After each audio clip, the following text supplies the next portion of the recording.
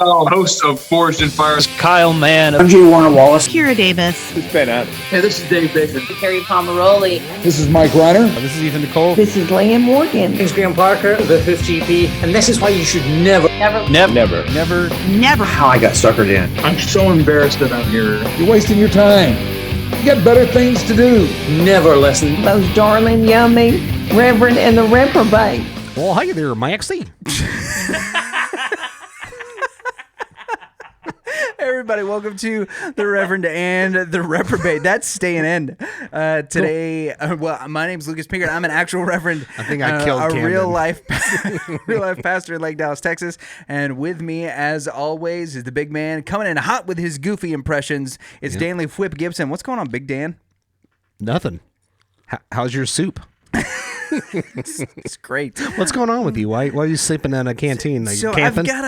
You going camping? So last week it was because I wanted just to a bad do. kid, goof. I wanted to. Last week it's because See what I'm saying? I just fell into those. Yeah, you did. You guys will see. So last week, what I wanted was to send to send a little bit of chaos your way with me, just pouring Kool-Aid the entire episode. Yeah. Which, if you watch. I think my eyes cut. I'm like, Yeah, like it happens over and over. Is that friggin' Kool-Aid? I drank an entire liter of Kool-Aid and couldn't sleep when I got home because of all the sugar. Last week's episode. This week, however, I got a little. I've got Throat coat. Got some allergies and stuff that I'm dealing with, and I got to try and get rid of it because next week we got the lumpectomy. So.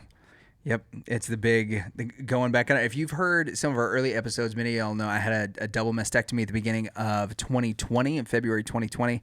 I got a lump that has returned on the left-hand side, and we are getting that thing taken care of on a week from today, actually, is when that will be eliminated from the body. So I'm excited about getting that done and over with. But yeah, so what I'm really trying to do right now is make sure that I don't have anything going on, so that whenever the time comes for the operation next week, that they're not like, hey, looks like you got a little tickle in your throat.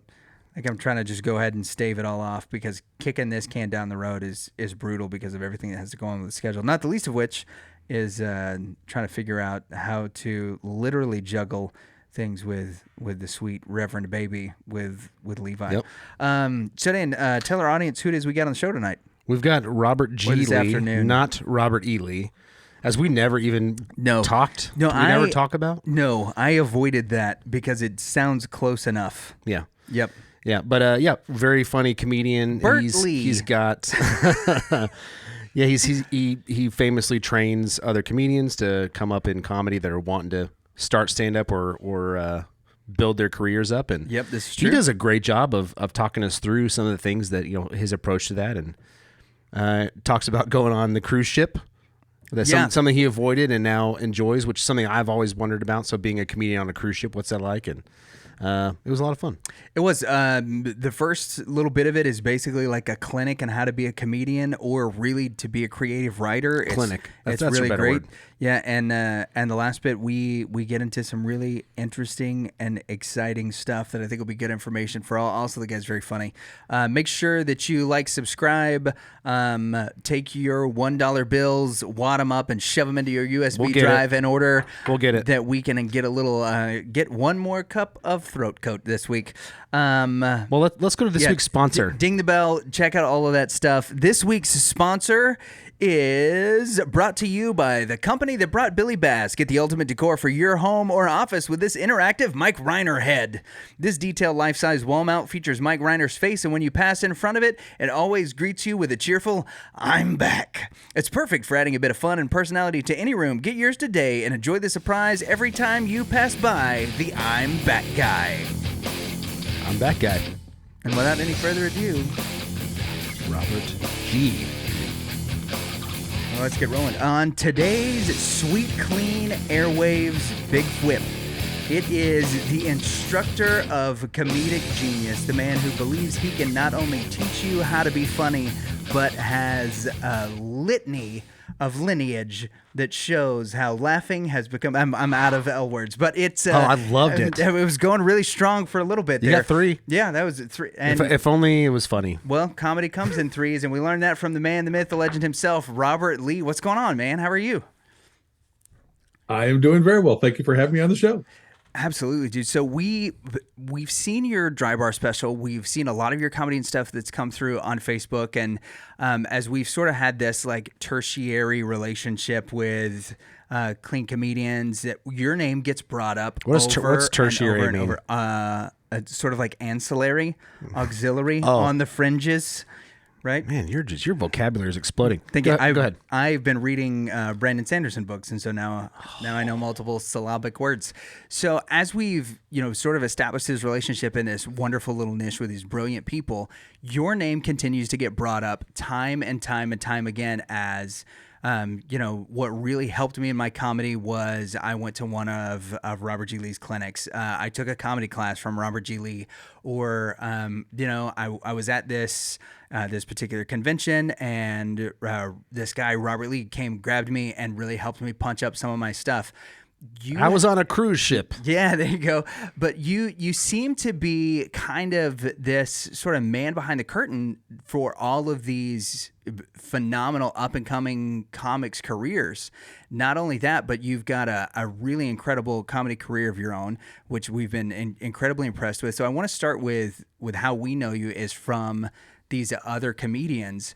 What is sort of this phase of your career like where you are focusing a lot in giving back and teaching comedians? What's that been like? Well, it really is great, and I do enjoy it. And look, I'm an old fart now. I'm in my 60s, and there is that point where you get to the mentor stage, and it's also to save them from themselves, because when you start stand-up comedy, you just don't know what's going on, and there's so much tribal knowledge that needs to be given to new comics that I started teaching. And it all came from COVID. I'd help out different comics, different times, but when COVID hit, as you well know, we couldn't go anywhere, couldn't do anything. Yeah. So I started my online class, and I've continued it. And it's been nice to just to teach people the basics. And here's a good example. One guy was in a comedy group. I was an online writing group, and he didn't take my course, and he just didn't understand comedy. He didn't understand how it worked. There are certain rules about how to write jokes and different ways to attack a subject, and he didn't get it by osmosis. He just couldn't get it. But then he took my class, and he actually did his first stand-up comedy routine about a week ago, and I was just so proud of him. It's like you just didn't get it. You didn't know what was going on. So it can be taught, and I will say this: you can learn the basics, you can learn the fundamentals. I can't teach you to be funny.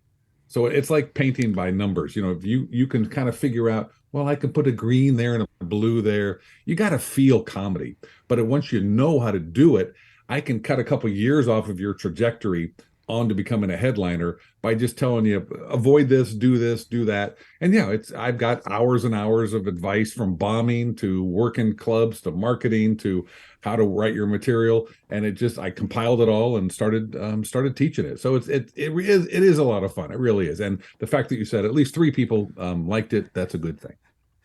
So how do you coach somebody through bombing?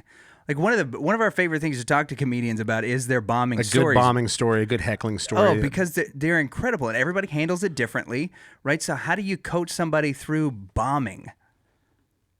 Well, that is, and you're absolutely right. The first question, maybe it's the second question you ask all comics, give us your worst story. We really want to hear it. We're all sadists. We want to hear. Yeah, that's exactly right. Yeah, that's. and we all have those stories. Yeah. So we'll leave horrible bombing for the moment. But whenever you see a new comic, they always do that thing over their head where they go, "Oh, I guess you didn't get it." It's like, no. You blame the audience last. Yeah. And so I take comics through a whole series of I don't know, lessons, group chat, almost therapy. But I tell them, okay, you're a writer, you're a director, and you're a performer. The writer writes the material and gives it to the director. The director tells the actor how to perform it, what to do, and then the performer does it. So when you bomb, well, was it the writing? Was it the direction? Was it your performance? Did you come out with no energy? Did you come out and goof up your lines? Did you stand too far back in the stage? Did you project yourself out to the? There are just certain check marks that you can go down the list and go, I did that, I did that. And so if you find out that it's not the material and it's not you, then you can blame the audience. But usually it's you or the material. And sometimes, now I performed in front of Hispanic truckers. That's one of my bombing stories. People with a language barrier who had no relations. I mean, I'm talking about, hey, who here's married? None of them. Who has kids? None of them. How about grandparents? None of them. They're just lone truckers who go across the country who didn't understand English. So that one I did not. That's one of my bombing stories. They're worse. That was so you get an audience every once in a while that just doesn't work. Yeah. Where did this set take place? That I think was on the it's down in Long Beach at the big shipyard they have down there. It's not the Queen Mary. Maybe it was the Queen Mary. It's like they retrofitted a ship and they had entertainment on board and they brought me in. And it was Mexican bad. trucker night at the Queen Mary. We'll get a guy who's not Hispanic to perform for these truckers. I don't know. It should have been on a truck. Wow. Huh. But who? There was a large group of Mexican truckers that went to the Queen Mary and wanted to hear some jokes. And what are the odds? I think they wanted a free meal, and I was the bonus. Oh, okay. Gotcha. So is that like something your agent booked you for, or that like they reached out? Like, how do you get years booked to years that ago? gig? But it's like it's being abused as a child. You don't forget it. Those things just stick on you. And it's that bad stink that never comes off. It's like, oh, that was a bad day. I've tried to move on, but I can't. Oh man. Well, I am curious. You have your background blurred. Is there a man standing behind you, or is that? No, that's actually it's a painting, but you can't see. But it's no good. It's no good. Yeah. Okay. Is it also blurry? Yeah. Yes, it is. Yeah, like this is perfect. If you unblur the There's picture, nothing blurry here. Everything's blurry there, just like Bigfoot. Yeah. Was that Mitch Hedberg? That's Bigfoot is blurry. So when you're helping somebody, all right, so they've determined, it's not the writer, like it's the director or the actor, like the material's good when it stands alone. We've seen some comedians, I think famously Larry the Cable Guy is the one that comes to mind, that when he was telling all of the jokes that he told, about his sister and her moles. Right, like all of that stuff, when he was doing it as just like a guy in jeans and a polo shirt in Florida, it didn't work. But when he created the persona of Larry the Cable Guy, now all of a sudden everything hits. Right. And even though the material's all the same, he comes up with the voice and he creates the character, and now it's a totally different guy. When you're talking to your comedians and they're consistently bombing, and you look at the writing, you're like, the writing's great. Do you help them to develop a character? Do you say, hey, let's try it high energy? Do you try it low energy? Like, how do you work through that end of it? Definitely. Your stage persona that's really the first thing I talk about. Who are you on stage? To be a stand-up, you translate what you do at parties. With your friends, you're hanging out, you're making them laugh, and everybody goes, you know what? I'm pretty funny. I could do this on stage. I've seen those guys. I'm better than that. Right. Your party atmosphere does not always translate to the stage. You have to be bigger than you are. And Larry the Cable Guy is a perfect example of that guy who was just, yeah, you're all right. But once he found that persona, Roseanne Barr is another example of that persona. Mm-hmm. She came out on the Tonight Show and she just whined through her whole set, going, if my kids are alive and my husband gets home, I've done my job. And once she did that, you just knew who she was instantly, and she took off. You guys are probably too young to know who Jack Benny is. But his persona was the cheap guy. And every time anybody brought up money, the audience would laugh because they knew who he was. And one of the lessons I tell my classes is that reputation is sometimes, it's not half of your stand-up, but it's a big part of it. Once you know who Steve Martin is and know his crazy, wild and crazy guy persona, he walks out and they're just ready to laugh. His persona, he had to develop before he got to the wild and crazy guy, before he could do the banjo and the arrow through the head and all that. Got so many great personas out there, but that's the first thing you do. You've got to start hammering down who you are. And if you don't have that, all the jokes will go flat. Yeah, he's got a great story about the development of his persona too. He used to be this kind of long-haired hippie guy, and they were booking him at colleges, and he was doing a lot of political humor. And he said that, if I remember the story right, he was at a blues club one night, and he sees this guy that's playing the blues, and he just thinks the guy is so cool. And he just can't get over like how well he dresses and all this stuff. And he goes and he talks to him and he goes, how did you become so cool? Like, you dress so cool. How do you do all this? Or how did you get so cool? And he goes, you just got to be a couple of degrees cooler than your audience, man.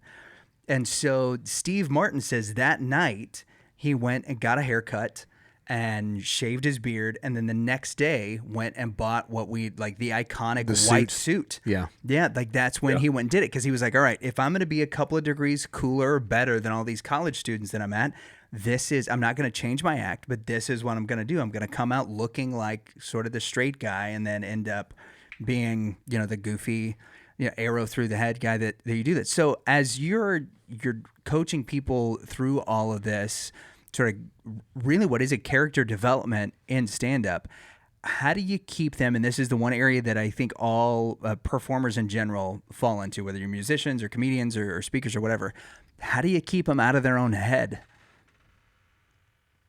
Wow, that's the best question in the world. And thank you. It's impossible. The objectivity is the one thing that people need, and it's the hardest thing to achieve. And so all I can do is give hints. One of the hints that I give them is to tape themselves.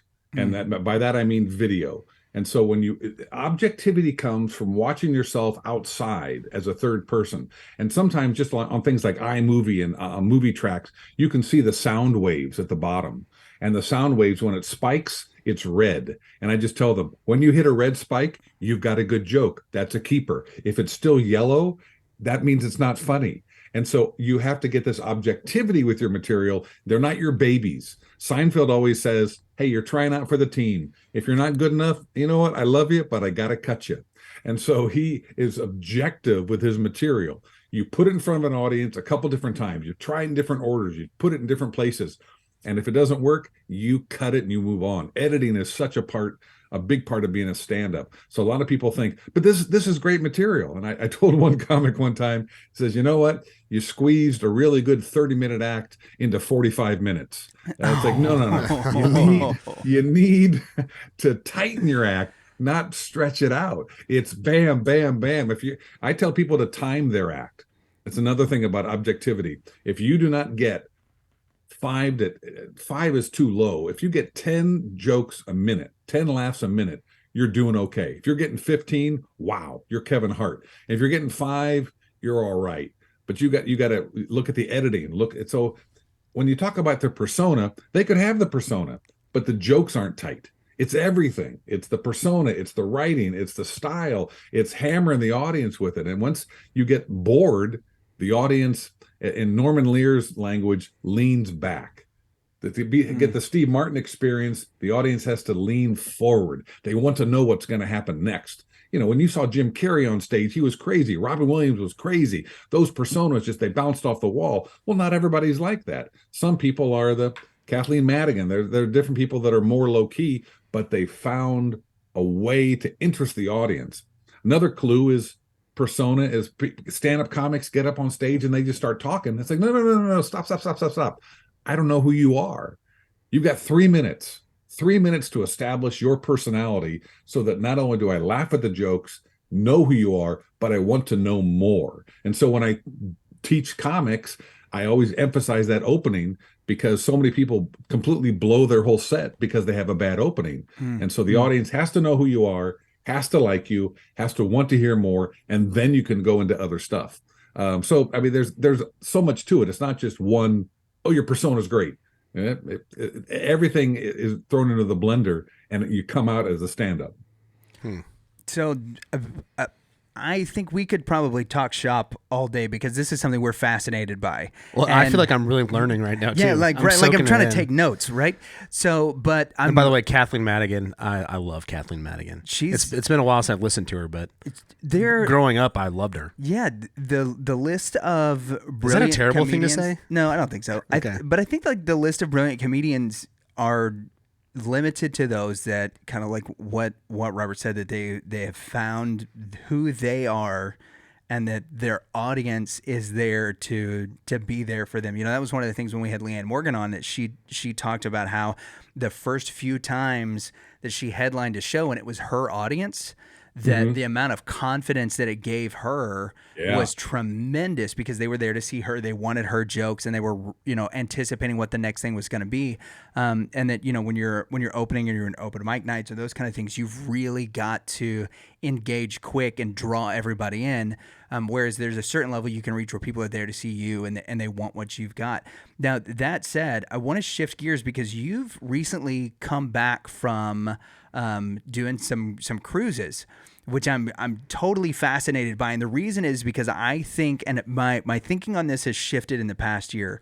I'm a bass player. Danley plays guitar. And when we were growing up, I play bass too. One of the things that, like, as a musician, that you didn't do was you weren't in a cover band, because that meant that you were a sellout, right? We never looked at like, oh, those guys are making money, right? Like that's a guaranteed $400 or $500 every Friday and Saturday night. This might be, we're like, no, we're not going to sell it. We're not going to be in a cover band. We're never going to play weddings, and we're not going to be one of those guys that ends up on a cruise ship, right? And so that's sort of the mentality that you have in your teens and 20s. And I think a lot of comedians have the same thing. Well, you know, you start to realize how hard the grind is. And then, you know, sometime around 24, 25, you look at those gigs and you're like, I was really stupid for turning that stuff down. And then... Yeah, I'll play a birthday party. Yeah, for sure. Absolutely. I'll put on a clown nose as long as you let me have a guitar while I do it, you know, whatever the thing is. So cruise ships and comedy in particular seem to go hand in hand even more than a lot of like cover bands or even musical artists and those kind of things. I'm so curious as to what the experience on the cruise ship is like when you are the comic for 2,500 people over the course of a week. What's that like, man? Well, I totally understand where you're coming from, and I totally agree with you, because when I started off, it's like, do not do cruises. Cruises are the death of comedy. They're all hacks. Well, what's great is, and I've only done it for the last month. I was in Hollywood warming up television shows. I was the warm-up comic for the last 30 years. COVID killed everything. Yeah. So it's time to reinvent myself. So what do? Let's go back on the road. And what do cruises need? They need clean comedy, my demographic. And you know what? I don't have to be a hack. I could actually go out and do my material. Now, I'm selfish in this. And I'm sure you guys know what serious radio is. Oh yeah. Yeah, for sure. It's that wonderful thing that actually pays comedian residuals. And that has saved my fanny over the last 5 years, especially since COVID hit. When COVID hit, I turned my latest CD into Sirius just about a few months earlier, and I started getting residuals. COVID hit in March. I started getting residuals in April, and it has saved me. So I'm working on my next comedy album. You go on a cruise, you know what you do? You do 2 45-minute sets a night in front of 900 people. And I am using that audience to tell me I'm making that set tight. It's and pretty. Then you go back 2 days later and you do another. I do my best of 45-minute set. And so I'm building this. Here's what happens with stand-up comedy. If you don't do it all the time, you get lethargic. You lose the edge. It's like a boxer. It's like a tennis player getting out in the court and not knowing, oh, I have a backhand. I forgot about that.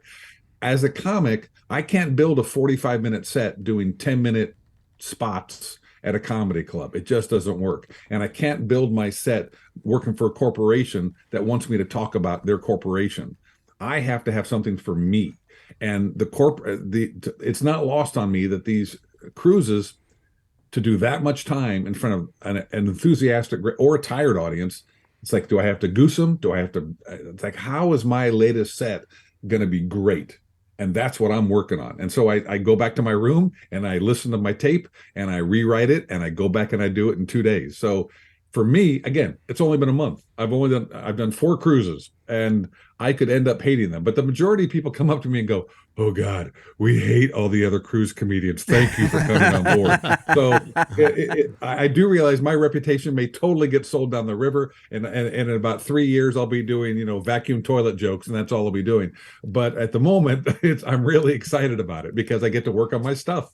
Yeah, I do think it's kind of one of the overlooked gigs, and I think the cruise gig and really the cover band gig, the church gig, I think is another one because you have an audience that's there, and at least on a cruise ship you get a buffet.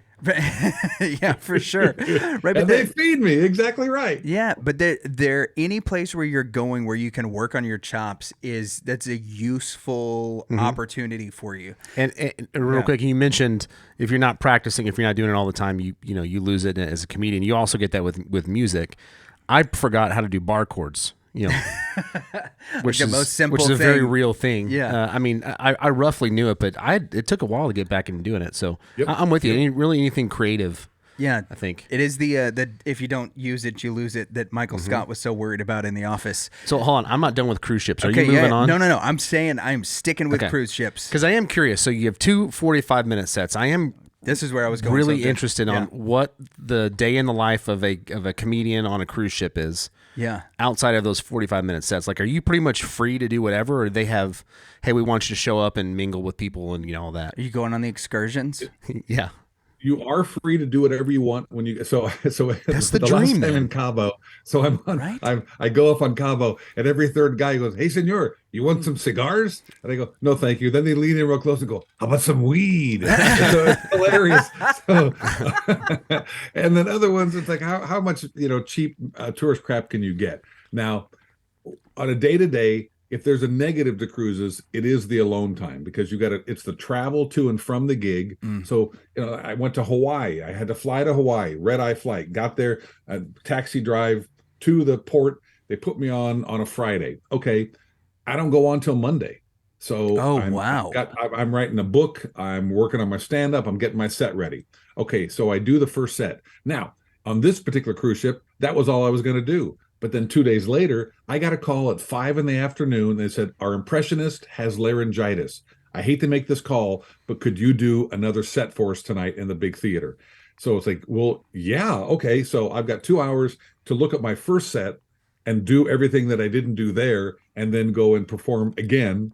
So, I saved someone's fanny. And then because of that, they said, "Hey, would you mind being a coach on The Voice?" They have got the Voice TV show. They franchised it on cruises. What? So I got to be and they have the chairs that turn around. They have "This is the Voice." They have the whole thing, and customers come on board and they rehearse with the band all week long. And then as judges, we fight with each other as to who we get. And it was a blast because I was trained ad-lib. That's what my job is as a TV warm-up. Goof off for 3 or 4 hours, and stand-up, I kind of mix half warm-up and half stand-up, actually more stand-up, but I've always got to get some audience interaction in there. And when I was the judge, that's all I did was just goof off and insult the other judges to try and get the contestants to like me. How did your what is my day like? Yeah, you get up and, all right, I want to go exercise, but I can't because all the treadmills are filled, and because I'm the entertainer, the customers have to come first. So I leave, and I just walk around the deck, and I go do some push-ups, and then I work on my material, and I get bored out of my mind, so then I go to a buffet. And so, frankly, the days are not exciting because you're by yourself. I'm not going to go on an excursion by myself. I totally would. I would too. I would get right on that jet ski. Absolutely. Oh, I love snorkeling. I love doing all that stuff. But if you've got a show that night, then you got to come back, get ready, and get late. And so then you go see the shows at night because you want to support your fellow entertainers. And some of them are really good. And then to give you an example, one of the ships had a tribute to Motown. You guys are musicians. Right. I love Motown. I grew up in Motown. It's just, but it was an all white. You would think they'd have one person of color in the Motown review. No, it was the Pat Boone version of Motown. Oh, no. I was in my seat just, wanting to shout out, "Stop in the name of love. This can't go on any further." And it was, so those things, I'm hoping that the entertainment quality will go up. That's what I'm really hoping and praying for. But until then, it's like, okay, well, if I can, rise above the average, I'm fine. I'll take their money. I'll work on my set. Yeah, for sure. Each set that you do is different, or are you repeating sets throughout the week? On one night, you perform twice, 2 45-minute sets, and that's the same material. Then you come back 2 days, 3 days later and do another new set, but you do that twice. And you never know what room they're going to put you in, the big theater, they're going to put you in a small bar, you just wherever it is, but you do the same material each night, no matter how many times they want you to do it. That's so wild. I would love to do a couple of cruises. I think it would get old after a couple. You would have to be able to get up and do like 3 minutes at an open mic before you could ever get to do it on a cruise. I'm not necessarily talking stand-up comedy because Okay. right now I'm not prepared for that. No. But just in theory, if I could go out and I don't know, form a sentence together. I would do that twice a night, multiple me nights play in a good, row. me be on band. Yeah. Yes. Yeah, Yeah. for sure. Okay, so you've gotten the opportunity to do the cruises. We've heard two things about cruise audiences, that they are either like the casino audience, where they're just so inebriated that everything is funny, or that what you get in the cruise is you get a stone sober audience where you've really got to be on your game, or else they don't think that anything's funny. What was your experience like in your last month? Boy, I was expecting the late shows for people to be really canned on their butts, and nobody was. It was interesting. They may have been a little bit crazy around 10:30, but it wasn't. No, I've seen much worse audiences. Nothing compared to. And the first audience in the past, and I did it 30 years ago, so I have some experience from a long time ago. On the travel days, those are the days where they're stone cold sober because they're tired. Right. They came on, they traveled from Wichita, Kansas, and they're exhausted. And so you get those audiences, and man, you got to work hard. So you don't want to have the first night audience. And I went to see a friend who's an instrumentalist the first night, and it was about half full, maybe not even that. And it was a tough crowd.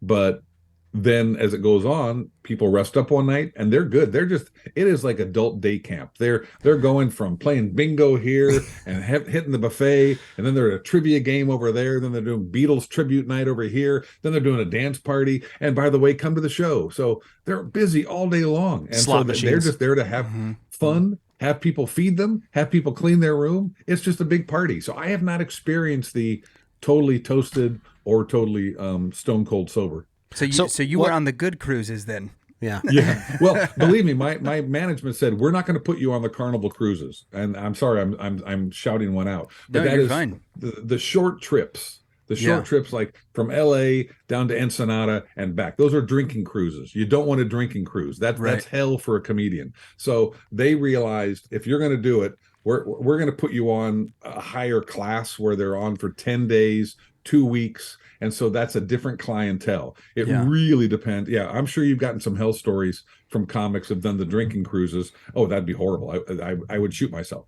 This reminds me of the booze cruise. This reminds me of a story Patton Oswalt told of when he was in Vegas. I think it was some casino somewhere. This is one of the ones I was thinking of. Yeah, and everyone was so inebriated they just started yelling Ratatouille at him, and they just did that for an hour. Yeah, and they loved him. Yeah, they loved him. He went off stage. They paid him more money he'd ever gotten for a gig, and they were like, we'd like to have you back. And he was like, I don't know why. And it's because he sold the tickets, not because he really did anything that was that special. Right. Well, I am curious on the cruise ship. Did you find any secret hatches? Were you allowed into any behind the scenes employee areas? Yeah. There's actually a shortcut through this area if you whatever, you go in the secret hatch. I do know a couple You of them. jump I did through the take kind of porthole? shortcuts. There you go. Yes. Yeah. Although it's great when you get on a cruise and they put you in the passenger area because those are the nice rooms. The crew cabins are less than exemplary. You have to bring your own soap. You have to bring your own hair dryer, your own shampoo. They don't supply you with that. And my last one, I was directly over where the anchor lowered. And it is so, I'm telling you, it liquidated my bowels. It did. It just liquefied them. So I'm going on Facebook going, I hope I have enough clean undies for the next 2 ports because it was just the whole room shook. So crew area, it may sound exciting, but I've been down where they're cutting the food up and changing things around, and I can cut through areas, but I have not been in the engine room. That would be I'm waiting for that. So nice. That's when I don't do well on my set and I get punished and have to go down to the bowels. To the boiler room.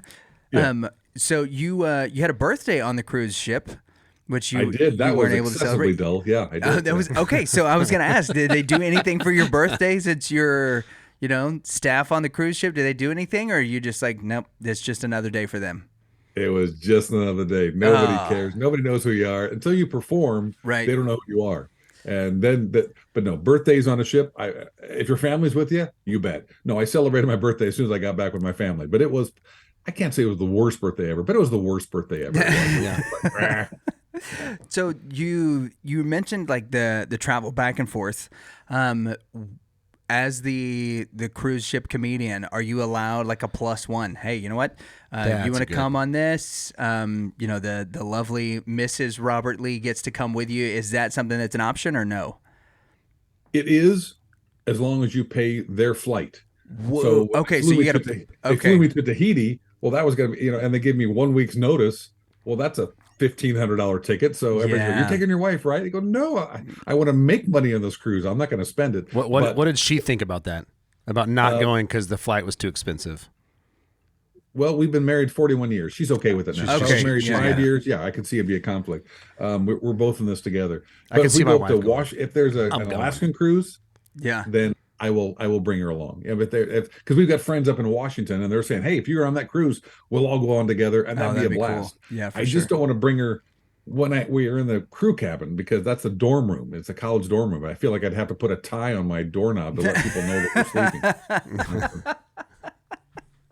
Well, by the way, your voice is fantastic. Have you ever done any voice work or radio work?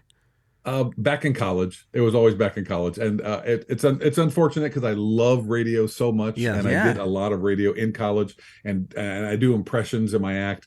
But no, you have to kind of choose which horse you're going to ride, and became a. And you went for the ha-ha horse. Yes. What? I'm sorry? Yes, he went for the ha-ha horse. That's what I did. Not the high horse. The ha-ha. Yeah, I went for the H's. Okay, so I'm curious as where impressions start. We've got some people here that we grew up listening to that are phenomenal impressionists that are on DFW radio. We have both. Name one. We've both George Dunham.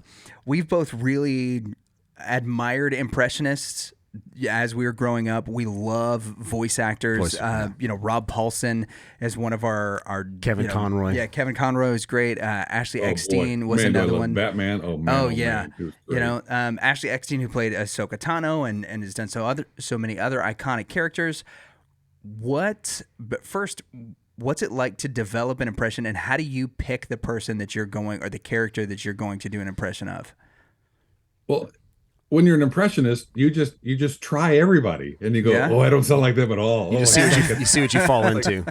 Like I know that Joe Piscopo, he was trying forever to get Frank Sinatra. He's just and a couple of impressions. Frank Sinatra was the one they couldn't crack. Right. Rich Little tells a story where he would tape these people, and he would go over and over and over trying to get that voice. And he says, I finally got it perfect, and I realized I was listening to Frank Sinatra, not me. So how you get an impression is, all right, every once in a while you can go, ooh, that's the key. Now, you guys probably don't know who James Mason is. He's an old character actor from North by Northwest and Lolita. But if you hear his voice, Bill Hader does them all the time. Bill Hader and I love James Mason. And so his voice goes, it's British and it goes up and down. Oh, yeah. How are you today? And so that's James Mason. And when you watch a movie, you go, ooh, that's the key. I found the key. It's the up and down rhythm that this guy has. And then it cracks open, and you can find anything once you know the key. Most impressionists start off copying other impressionists. Okay. And that's the truth. So when you're a kid and you watch George Carlin and he's doing Ed Sullivan, you go, I see. He exaggerated that. It's like comics, basketball players imitate Michael Jordan. Comedians imitate other comedians until you find your own way and you can do your own voice. But a lot of people are just imitating other imitators. We had that here in DFW with, I'm trying to remember the pitcher of the Rangers, Dutch, or what was it? Holland. Derek Holland. Holland. He did an impression of Will Ferrell that he thought was great, which was really, no, Will Ferrell. Harry Carey. Yeah, which was really Will Ferrell doing Harry Carey and his version of that. Yeah. And I think everyone that heard it went, that's Will Ferrell. Come on, man. Yeah. But it does make sense that, that's kind of the genesis. So what was the first impression that you tried? Oh, boy. It had to be when I was a kid, because I remember listened to all, it was probably all the imitating George Carlin. It was probably Ed Sullivan. Ed Sullivan's when I grew up with the Beatles and all that. And so people would do that. And then famous people in the news. And I remember I was working for a voice agency. Can you do Ricky Ricardo? All I can do is laugh, but I can't do Ricky. And so I would try that and couldn't get it. It's just, you have to have an ear. And you ask, this is just going back to one of your earlier, the question of how do you become an impressionist? I'm not a singer, but I can hear the notes. You got to have a musical ear. Carry a tune. And so as an impressionist, you have to be able to hear the rhythm. And then some people are so good, they can, like Melissa Villaseñor, she can put her voice in the back and the front. She's just amazing with her impressions. And these people work at it all the time. It's like being a ventriloquist, where I'm just, actually one of my latest routines is everyone I do is dead. So what I update my act by doing the voices of yesterday, doing the songs of today. So I say the old people won't know know the songs, and the young people won't know the voices. So this routine's for nobody. So I just do it for me. But it's like, all right, I can do Boris Karloff. Let's do Boris Karloff doing, Farrell or something. So anyway, it's just you find your niche. Wizard of Oz. I could do the Cowardly Lion. I remember doing that as a kid. And the reason you do it is to get attention, because your friends think you're funny. I was like, oh, that's great. You do the Cowardly Lion. You don't get any girls from it at all, but you had this wild thought that if I'm funny, because I'm not athletic and I'm not handsome, but if I can do Marlon Brando, ooh, the chicks will be coming. Again, you watch all the comedians, you think, oh, I can do that, and I'll add my spin to it, and then it just goes from there. So the reason I do impressions still is people love them, and it adds variety to the act. Because if you just do one thing throughout your act, frankly, it gets kind of boring. So I will throw in impressions, and then I will throw in songs, and then I will throw in something else just to keep the audience, again, leaning in. I wonder what he's going to do next. And everyone does need to know that you are the king of the forest. I find I like voices too. I find that I'll do them at just alone and with myself at the house or with my family. We have a bearded dragon. We renamed him Max.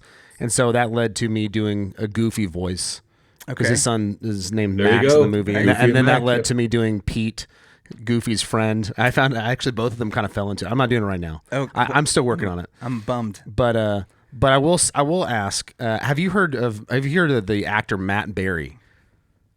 He's in Toast of London.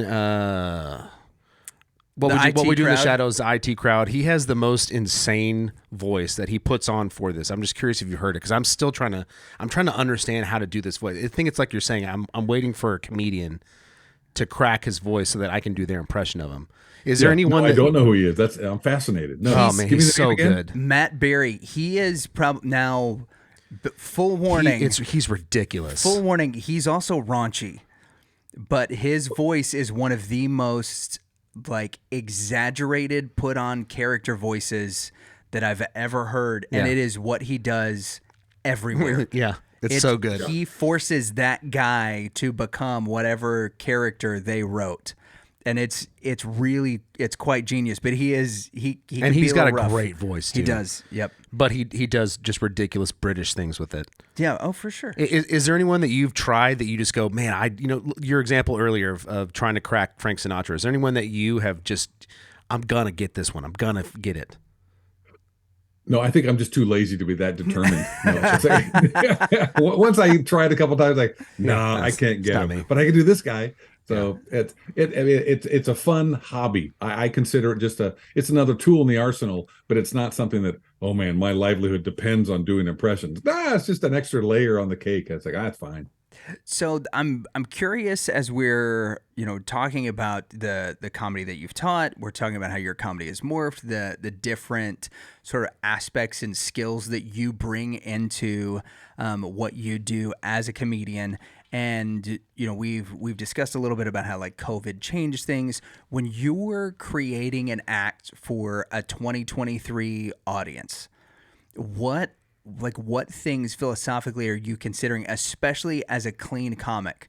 Because one of the things I think we've seen recently is the kind of the decline of the hyper raunchy comics that we had sort of pre-COVID, where there was the the joke, especially with a certain demographic of comics, was that you would start the joke, and as long as you ended it with a reference to your genitalia, you were gonna get the laugh.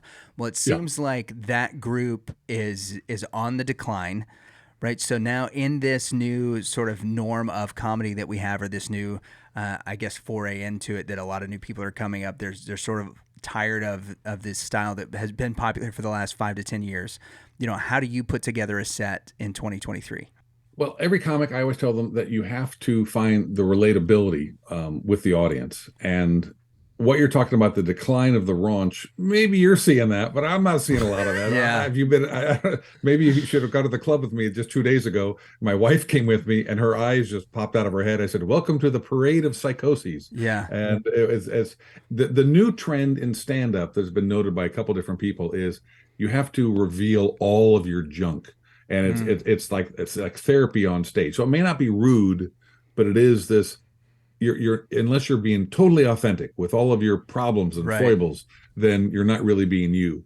But that's not my persona. So I mean, that's just as far as noting where things are going. Yeah, like the Taylor Tomlinson, Mike Birbiglia. The Taylor Tomlinson, exactly right. Those it's like kind I'm of going to guys, reveal everything, vomit up all my past kind of thing. Right. There is a new style, and the style that is, unfortunately, is a lot more careful, because you don't know who you're going to trigger by going to one area or another. Now, I'm closing my act now with over COVID, we watched a lot of movies, and we watched The Wizard of Oz. Just, let's pull out all the oldies.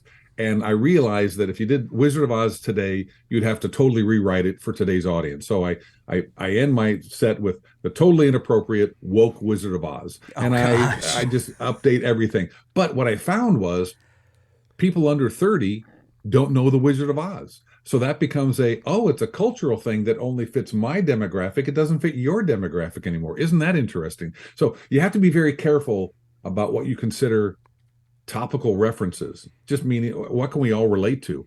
And the audience is so diffuse now. We used to all be able to focus on, hey, we all watch Seinfeld, we all watch Cheers, but now it's everywhere. It's like maybe not everybody's seen Murders in the Building. Maybe not everybody's seen Game of Thrones. And so you start making jokes about entertainment or any kind of life, and you almost have to narrow it down to my experiences with my family, my life, and my relatives, because culturally, not only are you all over the map, but you're going to offend somebody by going one way or the other. So it's a tightrope act, but I don't mind it. It just means you have to write better. And I like sitting down and coming up with, this is good. I do a thing on millennial baseball about the California crybabies going up against the Colorado snowflakes. And this is what's going to happen if we keep going this way. And it's just, and it's like the first baseman throws the ball to the second baseman, but he trips over the leash of his emotional support animal. So it goes on. It's like, this is what it's going to be if we keep coddling these children. Well, it's a political point of view, and it upsets some people. So I don't do it all the time. And it's just very interesting. Now, you talk about the stone cold audience on the cruise. They're not as bad as the uptight audience who's waiting to be offended. And that is what has happened over the last 3 or 4 years. They're waiting for you to hit their trigger button, and then they can be indignant. And that's not comedy. That's just a really difficult line to play sometimes. And it happens especially in doing TV warm-up. So when you talk about how to put together a set, it's like, and I don't want to say least offensive in that I'm trying to tone down my comedy. I want to get the best laugh I can, but sometimes it's just not worth it to do a joke about peanut allergies, because some parent's going to get triggered about their kid having a peanut allergy, and that's not funny. So it's like, I love those jokes. All right, I'm going to cut those for the good of the team. Right. I will cut those jokes. So as I put together a set now, I am thinking not as a coward, as someone, so I can lead them through laughter, to let them just let go of all this baggage they have, what I call offensive baggage. Just go and relax. And one guy came up to me after this last cruise and said, "Hey, I'm a liberal college professor," and I loved it. It's like, okay, I guess I'm conservative, but because he's a liberal college professor, he has to watch everything he says. Oh, for sure. That's where that conversation went. So, in a long answer I'm giving you here, to build a 45-minute set, I have to walk that tightrope being funny and not getting people off track. I'm not worried about offending. I'm worried about them pulling out of the entire set before I get to complete who I am. Do you think that? Sense. Yeah. Do you Yeah, think it that those opening 3 minutes that you were talking about? Do you think you have the ability to win over people in those first 3 minutes to kind of bring them to your side, so that maybe at minute 30, whenever you do something that is maybe something that hits on one of those trigger points for them, that as soon as you get to that point, that you've done so much to build a relationship with that person because of the setup you had in the 3 minutes and all that, that you can win them over? Or do you think that the audience is right now that, even if they were on your side for the first half hour, if you say that one thing, they're just ready to jump on you regardless? It really depends on the age and maturity of that person. If you've lived life long enough, people are not going to agree with everything you say, Right. and you're not going to agree with everything other people say. So it's like, you know what? I could live with that. I could live with that. You said this guy's really raunchy. You know what? I've been in clubs for a long time. I've heard everything, and I'm still shocked at what happens, but I'm not offended by it unless they really, really go after it. And usually I can just go, you know what? You're doing a hack material, and you don't have a punchline. You're not a good enough writer. Okay. Can I win that person back? Is the question. And the answer is usually, and I'm not going to put my offensive stuff right up to, although you saw the Dry Bar special, I opened up with, I'm sorry. I apologize for my white privilege, income inequality, and just being a man in general. So I go through the whole list of things that that everyone should be offended by.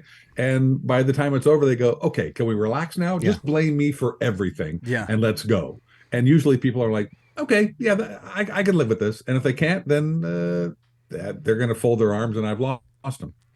Do you see a lot of these types of audiences across the nation, or is it really, like you said, doing TV warm up, which I'm assuming is in LA? It is in LA, and LA audiences are a lot pricklier than other audiences. They have been trained to, this is the mecca of being offended. So it's kind of interesting. Other places are a lot more small towns. You can play a small town, and they are happy that you're there, and they're just they're not prickly is the best way to put it. It's like they're not trained on how to be offended. How have you found Austin? I love Texas. I really do. I haven't been to Austin since before COVID, so it's been 2 years. But every time I've been there, they were fun. They were a lot of fun. We tend to be pretty fun. Yeah. It's whenever you start making long hair jokes about the pastor that the congregation will turn on you. As we had a comedian friend of ours named Lee Harden who came in. Oh, that was so good. And he was... What was the joke? He was making jokes about how people used to wear shirts that said Satan is a nerd. He thinks that the ones today would say Satan has a man bun. And that's what it was. It was a man bun joke. Yeah, and what he didn't know is that whenever I go to work with our men's group or with missions groups, I put my hair up in a bun, and the church audience. Hold on, from my perspective, from my perspective, the church audience laughed initially at the man bun joke, and then realized that's against our pastor, and they went, I don't know which one. I saw the internal conflict where they went, conflict that happened, it's a man bun joke, and we in Texas don't like man buns, but we like our pastors more. And they all decided uniformly that's not okay. It was great because there was this sort of the audience it's turned on a him small in the middle conservative of their reaction. It's a conservative group in Texas that decided that man buns, you can't talk about that here. Yeah, you can't talk bad about our man buns. So it is hilarious. Now what you're talking about there is. Right. You don't know going into any group what's their trigger. And what's the group dynamic? Their universal trigger was, you made fun of our pastor. Hey. Yep. And then you're done. Very inadvertently. So I will. Lee Harden thought for say, sure. Yeah, Lee thought for sure. Man bun joke is safe in Texas. It's gonna kill. Absolutely. It's gonna kill. Yeah. No, and he went, okay, I'm not here. Yeah, and then he made a joke about a murderer, and everybody laughed, and he was like, okay, so murder is fine, man buns are not. This is a weird. That's great. It's a weird thing. I've got a question, and then we'll enter. If you're ready for CR, we'll hop right into that. We've heard many times that the best reaction that you can get to a joke is a groan. That it's not a laugh, it's not silence, that the best thing, and I think it's a Seinfeld quote, the best reaction you can get from an audience is a groan, because it means that you found where the line is, and that allows you to build and kind of shape how you present the rest of the set, because you found the audience's line. Have you found that that has been the case for you, or do you think that is something that's maybe unique to comedy, especially up in the Northeast? Because there's a lot of folks from the Northeast that say like that is really the standard. Or do you think that it's been different? Well, I don't know who this Seinfeld guy is, but he doesn't know what he's talking about. He's a jerk. He's a quack. Yeah.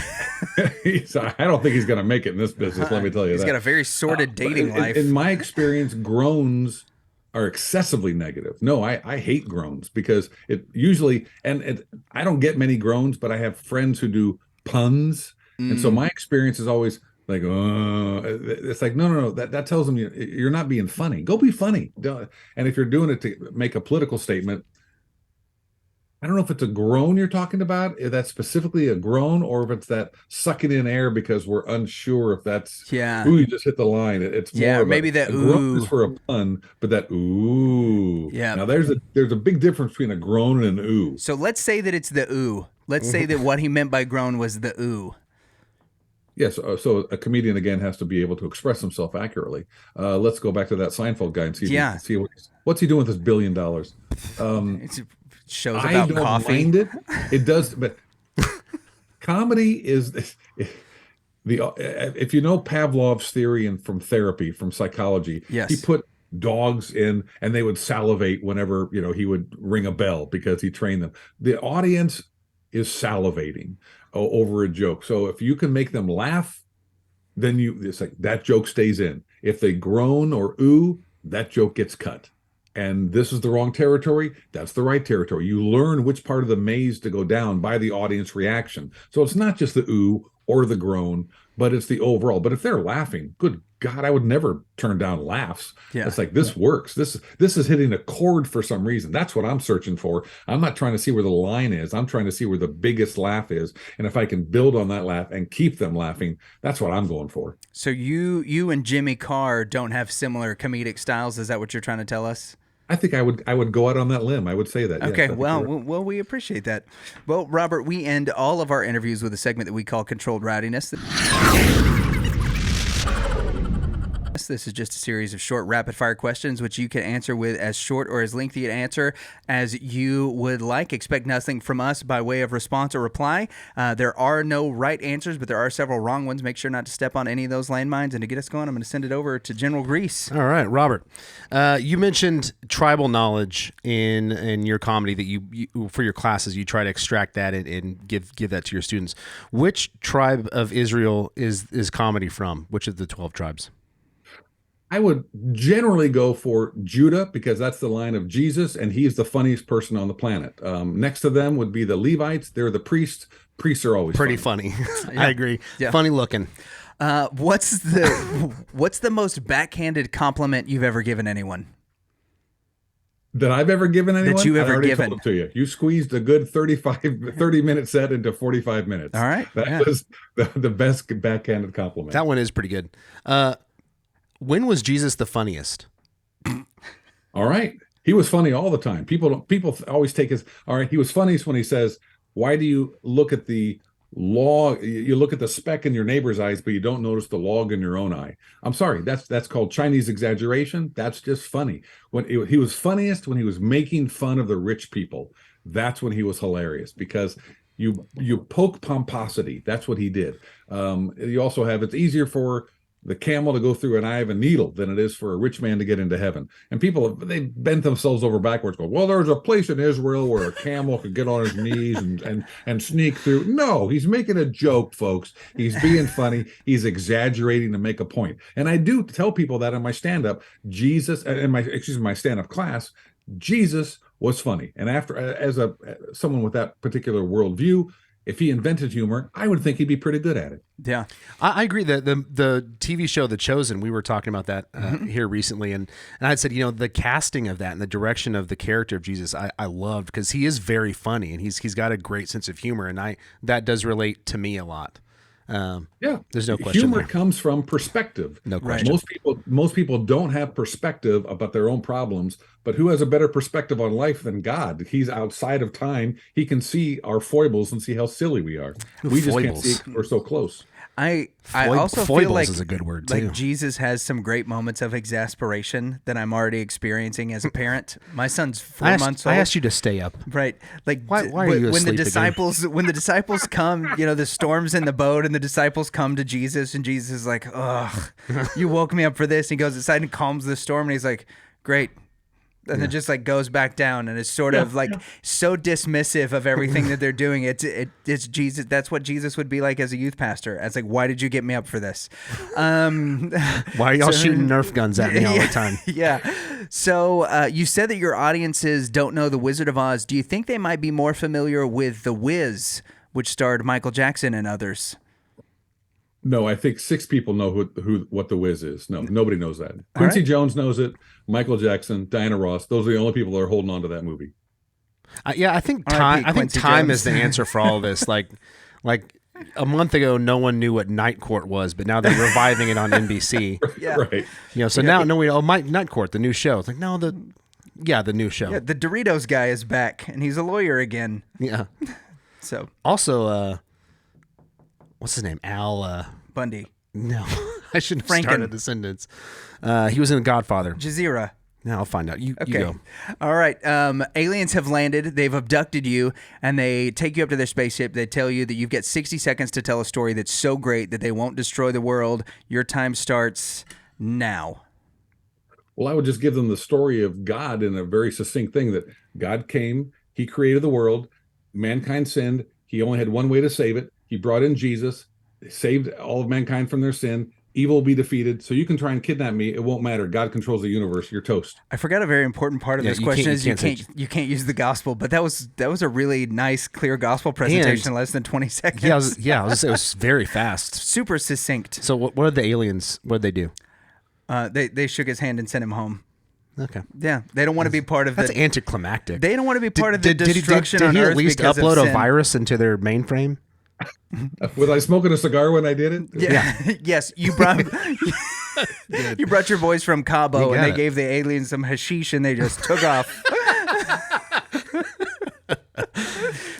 Have you seen the Al Pacino Dunkin' Donuts commercial? No. What? You will not be disappointed. It's the most insane thing ever. This is a real thing. We'll have to watch it. Okay. I've got to write that down. Al Pacino Dunkin' Donuts. Dunkin' Donuts commercial. That's it. All right. That wasn't a great controlled rowdiness because no. Okay, well. I'm the only one that's obsessed with it then. Okay. That was your last question? Yeah, last question. All right, so on the cruise ship, toilet paper, settle it once and for all, over or under? It was in the patent on toilet paper. It shows it going over. That is a definitive answer, always over. You referenced the patent? Wonderful answer. And that is just the kind of smart stuff you get from Robert G. Lee, comedy instructor extraordinaire and cruise ship veteran. One last question. Yep, go for it. How did your contestant do on The Voice? Oh, yeah. I knew who was going to win, and she chose somebody else. So my contestant did not win. I was crushed. I really was. But let it be said that Robert G. Lee has got his finger on the pulse of the musical talent on cruise ships. You know what I just noticed? What? That was a backhanded compliment. Like, if there was this true, if there was like a guy contestant and he did something, you could be like, oh, that jerk. But there is nothing that you could say in that same realm about a female that does not get you into just a whole lot of trouble. All that and next. Hey, Robert, tell our audience where it is that they can find you on social media. Well, it's Facebook. It's all under robertglee.com. That's my website, and that takes you to Twitter and Facebook and Instagram and everything else. But it's all under robertglee.com. You guys make sure to check it out. Notes for everything, all Robert's things are going to be in the show notes. Make sure that you check out his Dry Bar comedy special. And make sure you check it out. Listen for him on Sirius XM Radio. Robert, thanks so much for coming on the show, man. We appreciate it. Total pleasure. Robert G. Lee. Oh, yeah. OG. The OG comedian. All right, so I love getting to talk to him about comedy on cruise ships. Right, my perspective on this changed pretty heavily this past year because of Ian Allison. Okay. Of all people, right? So Ian was talking about all the crazy gigs that he had to do. He was playing in original bands for forever, and he was like, I wish I would have taken these cruise ship gigs, and was talking about it on the Scott's Bass Lessons podcast. And Scott Devine goes, dude, it was the most fun. It was the best money I ever made in my life was on cruise ships. Yeah. And then I thought, why did we turn all of them down? So, and it does seem like Stupidity. he had a good, well, your words hurt. Yeah, I mean, it really is. I mean, Again, bottom given line the is that's choice what it now, is, I right? don't know what I would be doing, Right. but I would take it. And at this point, I think what it would end up being for us is free cruises because we would have to bring our wives along. Yeah, it wouldn't. Yeah. Yeah, his little example wouldn't work. No. Of the, well, I have to pay for your flight, and she go, uh-huh. Yeah. No, he's also got And I'm coming with you. he's also got like 28 years of marriage on us. Yeah. Which more than anything is 28 years of Heather becoming more tired of you, where she's just like, oh, they're gonna pay you, are they gonna pay us to take you away from me for a month? Yeah. Absolutely. Yeah, go fly to Tahiti. Wait, Tahiti? Absolutely not. Yeah. Is what Yep. she would say. I'm just telling for you, now. it would not For be an now. option. Yeah. It wouldn't be an option. But we'll in 30 years, it's still not an option. We'll see. We'll revisit in 30 years. Mark my words. Whenever on this day, whenever she's got grandbabies that she can January hang out with. umpteenth, 2033 2033. approximation. Yeah. So yeah, talking to him about the cruise ships, his online comedy classes, I think, are maybe. He was super insightful, Dude, So first like 20 minutes Yeah. of this thing, I was just locked in. I was thinking of smart things to say, or trying to think, okay, what am I going to say? And then I ended up just really listening and going, oh, that's a good point. Yeah, that's good. Wait, you measure the jokes based off of the clipping of the mic, Right. That makes sense. That's a good way to measure it. Yeah, and when he was talking about like the amount 10 laughs of per jokes- minute. Okay, that's pretty good. So- that sounds like a high bar. I was gonna say that's exactly right because we've heard so many comedians that are like, all right, you need to laugh every 10 seconds, which that's 5 or 6 laughs a minute. Mm-hmm. And he said 5 or 6 laughs a minute means you need improvement. You should be shooting for 10 a minute. I mean, those are fast jokes, dude, every 6 seconds. Yeah. That's incredibly quick. But if you're doing, I can see how if you're doing impressions, and so if you're doing impressions, if you're telling jokes, you're also doing crowd work. I mean, what he's talking about from a comedic perspective is like Tightening up your set. the holistic comic, though, because there are so many comedians that are known for doing just one of those things. This guy does impressions. That's it, right? Like your Frank Caliendos and what's the guy with all the puppets? The Jeff Dunhams that does all the impressions, and so they're known as like this is the impressionist comic. You've got your guys like Brandon Young has taken a big foray into crowd work, and there are those that are known for their. Zach Galifianakis early on in his career was known for his crowd work and really like getting very physically comedic with the audience, like making people slap him and punch him and all this stuff that was just insane and outside of the box. And then there are those that are known for, being smart in their jokes. Well, he has found a way to kind of package all of those things and then teaching that to people that are funny already. Like this is how you can improve your Tell stuff. people about Perry Mason. Yeah. So, did you know HBO has re-released Perry Mason? They've done an upgraded- I actually an upgraded watched like half of season 1. I ended up abandoning a lot. I would say this instead of Perry Mason, go to Netflix Matlock. and watch the Father Brown mysteries, because that's good. The Father Those are Brown good. mysteries are based off of G.K. Chesterton's books, The Father Brown Mysteries. And it's got the dad, right? The dad from who's he? Some British actor. I don't know. I almost said from Harry Potter, but I don't think he is. I think he is. The Weasley dad. Yeah. I think it is. Yeah. Mr. Weasley. All right. Check it out. Thank Go you check out guys the Al Pacino for watching. Dunkin' Donuts. Make sure you check out all of Robert's stuff in the show notes. Y'all stay hard, keep jamming, and we'll see ya. My name is Robert G. Lee. I'm a famous comedian, and I do cruise ships. I do TV warm-up. I'm heard on Sirius Radio, and I'm pretty much of the opinion that you shouldn't really waste your time listening to the Reverend and Reprobate. Life's too short.